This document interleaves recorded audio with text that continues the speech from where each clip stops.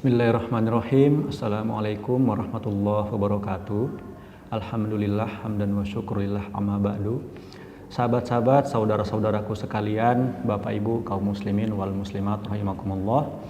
Alhamdulillah, puji syukur kehadirat Allah Subhanahu wa taala oleh karena kita masih dipertemukan kembali dalam Ramadan tahun ini, dan semoga kita masih diberikan kesempatan untuk berjumpa kembali dengan Ramadan-Ramadan di tahun-tahun selanjutnya. Bapak Ibu dan sahabat-sahabat sekalian, pada kesempatan kali ini saya ingin memberikan beberapa penyampaian terkait dengan kepemimpinan Rasulullah Shallallahu Alaihi Wasallam.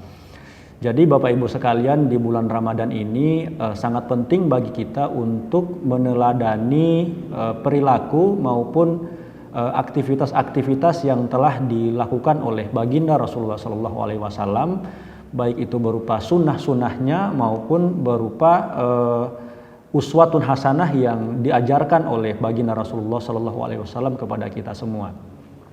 Kita ketahui bersama Bapak Ibu sekalian dan juga sahabat-sahabat sekalian bahwa Rasul Shallallahu Alaihi Wasallam ini merupakan panutan bagi kita semua, merupakan suri tauladan yang baik. Bahkan di dalam Al-Quran mengatakan laqad kana lakum fi rasulillahi uswatun hasanah, bahwa di dalam diri Rasulullah Shallallahu Alaihi Wasallam itu terdapat uswah hasanah atau suri tauladan yang baik.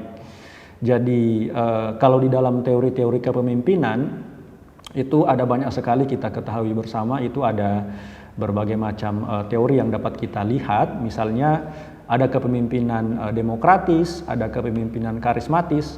Akan tetapi kepemimpinan Rasul Shallallahu Alaihi Wasallam itu mencakup segala macam kepemimpinan yang ada di dunia ini.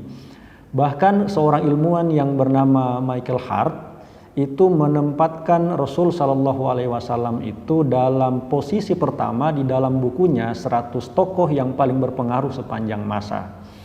Karena kenapa Bapak Ibu sekalian, Rasul Shallallahu Alaihi Wasallam itu merupakan tokoh yang mampu menyatukan suku-suku yang notabene suku-suku tersebut itu saling berperang dan saling memperebutkan pengaruh, saling kemudian menjatuhkan satu sama lain, sehingga kemudian di tanah Arab pada waktu itu menjadi tanah yang kita kenal dengan tanah jahiliyah begitu ya, di mana masyarakatnya itu masih terdiri dari kabilah-kabilah, masih terdiri dari klan-klan, masih terdiri dari suku-suku yang kemudian mereka itu saling memperebutkan pengaruh, saling berebut pengaruh, dan kemudian untuk merebut pengaruh itu mereka kemudian tidak segan-segan untuk memerangi suku-suku yang lain.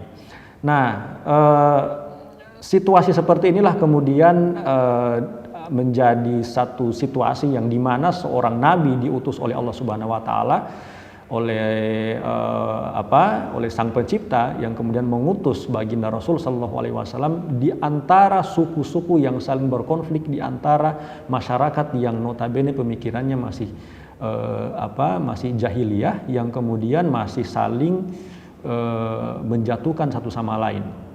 Jadi Bapak Ibu sekalian, pada waktu itu yang namanya riba, yang namanya tipu muslihat, yang namanya membunuh, yang namanya menindas itu sudah menjadi hal yang lumrah di zaman jahiliyah. Akan tetapi dengan datangnya baginda Muhammad Sallallahu Alaihi Wasallam, di zaman jahiliyah itu kemudian menjadi zaman yang kemudian bisa dijadikan contoh bagi seluruh umat manusia. Yang kita kenal ada istilah minal zulumat ilan nur, bahwa Rasul Shallallahu Alaihi Wasallam itu mampu membawa manusia dari zaman kegelapan menuju alam yang terang benderang.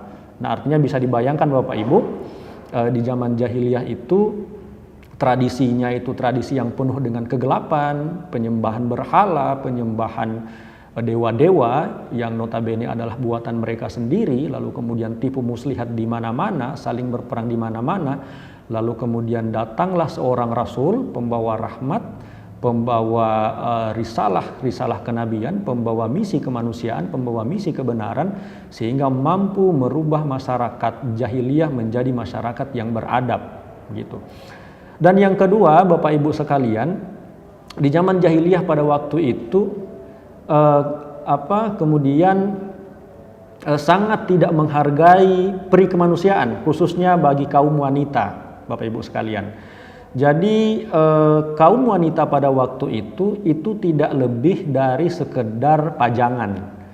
Jadi ketika ada orang-orang jahiliyah pada waktu itu, lalu kemudian mereka mengoleksi wanita, itu adalah hal yang lumrah di sana itu. Jadi wanita pada waktu itu atau perempuan pada zaman itu tidak lebih dari sekedar pajangan. Nah, dengan datangnya baginda Rasul Shallallahu Alaihi Wasallam, lalu kemudian membawa misi kemanusiaan dan kemudian mengenalkan nilai-nilai Al-Quran kepada masyarakat jahiliyah pada waktu itu, sehingga kemudian menjadikan masyarakat jahiliyah itu begitu menghormati, begitu menghargai peran kaum wanita, begitu menghargai posisi perempuan begitu. Jadi bagaimana kemudian Rasul membawa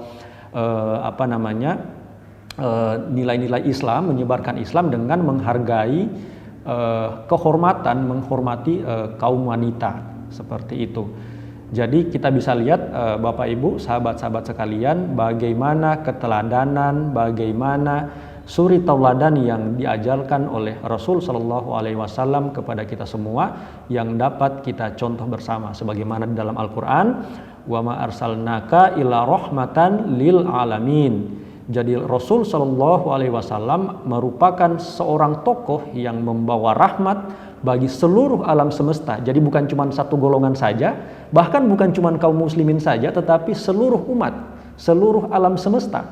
Jadi bagaimana Rasul Shallallahu Alaihi Wasallam itu merupakan panutan bagi semua umat manusia dan seluruh yang ada di muka bumi ini. Jadi patutlah kiranya kita mencontoh apa yang diajarkan oleh Rasul Shallallahu Alaihi Wasallam. Demikian Bapak Ibu sekalian, sahabat-sahabat sekalian, apa yang saya sampaikan hari ini semoga bermanfaat bagi kita semua. Billahi fisabilil haq, wallahu muwafiq ila aqwamit thoriq. Wassalamualaikum warahmatullahi wabarakatuh.